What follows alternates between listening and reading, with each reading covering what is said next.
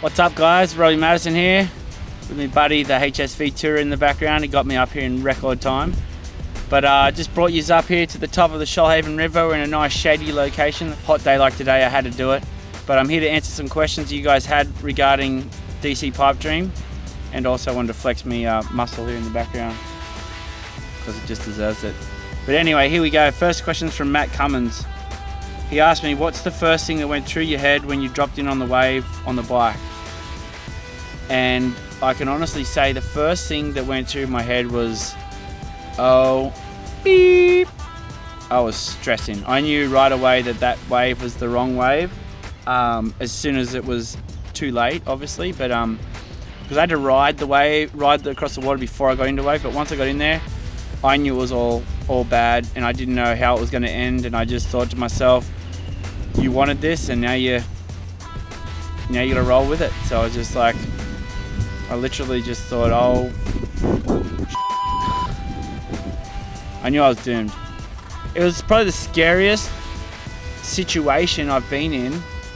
I mean, other than falling off a 10-story building and jumping on Bond with no helmet. I mean, yeah, I've been in some scary situations, but I think this one took the cake.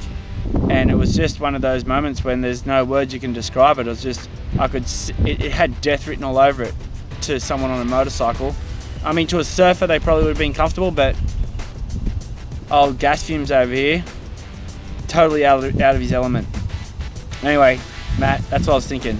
Bro DCR, I think that's how you say it. How many times did you crash? I don't know the exact amount. There's a lot of failures. I mean, we sunk the bike probably 10 to 15 times when we were out there. There was a couple of crashes over the handlebars in the creek. So I don't know the exact number, but I'm gonna say about 15 times. You know, when you ride dirt bikes, you're bound to crash. And when you ride them on water, you're even more likely to crash.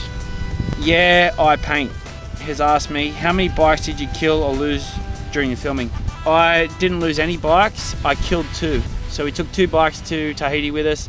Both of them met their match there. The salt just ruined their day, but they still roll, but they don't work anymore. Jez asked me, when you first hydroplaned on the water, what did you think would happen? And how many tries did it take to make the whole video? Well, the first time I hydroplaned on the water, I thought I was gonna go over the handlebars, and it didn't happen. I actually hydroplaned on the water and rode a couple of 100 feet and proved to myself that this weird idea I'd been pondering for a while actually had legs and was gonna work. So, how many tries did it take to make the whole video? Yeah, 3 weeks of tries. I mean, every day we failed for 3 weeks. So, there's a few tries. Robert Rossellini, how many times did you waterlog your bike? Robert, I waterlogged my bike in the project in Tahiti probably at least 10 times. And since when I first got the idea till the last time I rode it, probably I would say 50 to 60, maybe 50 or 60 times. Very frustrating procedure, this water bike deal. Question number 8 is from Danny Thompson. He says, official HSV and Robbie Madison, once the bike sunk, how long did it take to restart, or was there backup bikes? It's actually a good question, because you know what? We keep saying in interviews that the number keeps changing. It goes from 4 hours to 5 hours.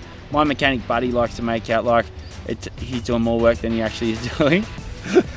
And so he'd like to say it took him 10 hours, but in actual fact, we had many hands on the job. When we sunk a bike, we just ripped into it. It was actually about a 4 or 5 hour process, and it actually took us overnight because we would dry the bike out, get it ready to run again, but all our foam that we had on the bike to stop the water getting in the intake, we had to dry the foam out. And because we're in Tahiti, and it was so humid there that you couldn't get stuff to dry. You'd have like wet wetsuit, and you'd leave it out overnight, get up in the morning, it's still wet. It hadn't rained, it's just that humid. So luckily we had a dryer there, and we used the dryer to dry the stuff, which helped shorten the wait time down. But yeah, in general, it took us, we'd usually sink the bike and we'd restart the next day.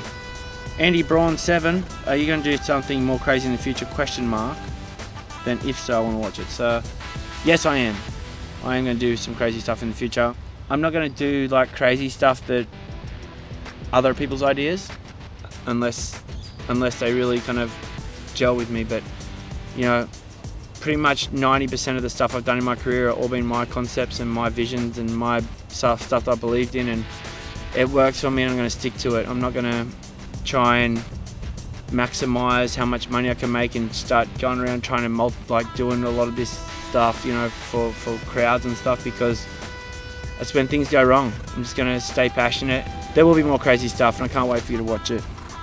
But till then, just stay in the fast lane and get an HSV. Thanks for having me on here, guys. Thank you to everyone who responded and wrote and asked a question. It's fun to communicate with you guys and yeah, keeping it real. That's what we do. Have a good day, and I'll see you next time. I just want one.